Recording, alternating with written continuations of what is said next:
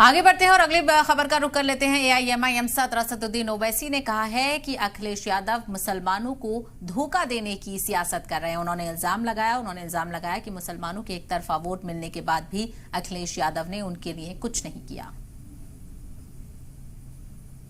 All India मजलिस-ए Ittehadul Muslimeen के सदर असदुद्दीन ओवैसी ने अखिलेश यादव पर जमकर हमला बोला है।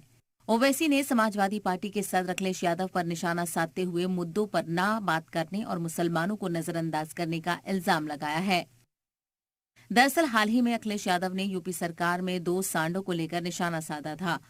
ओवैसी ने कहा कि अखिलेश उनको सांड समाचार से ही फुर्सत नहीं मिलती। इन्हें छुट्टा जानवरों की फिक्र है, मुसलमानों की नहीं। उनको सांड समाचार से फुर्सत ही नहीं मिलती।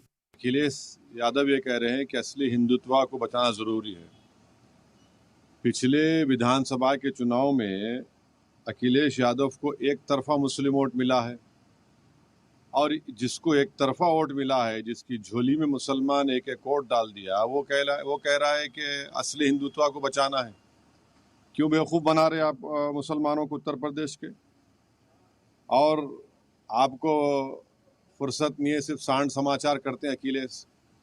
ये तमाम बिचौलिया जो है, ये जो मिडिल मैन है, जो मुसलमानों को उत्तर प्रदेश के धोखा देते हैं कि भाजपा को हराना है और फिर वोट दिला दिया अखिलेश को, तब भी भाजपा जीत गई।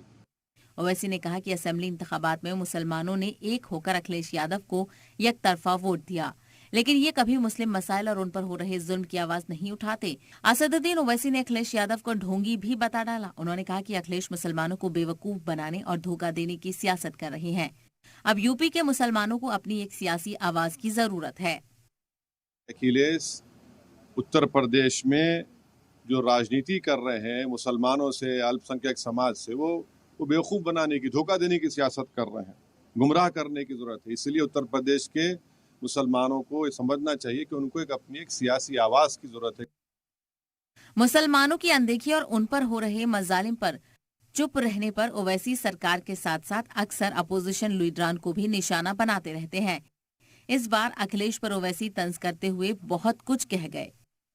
ब्यूरो रिपोर्ट, जी मीडिया।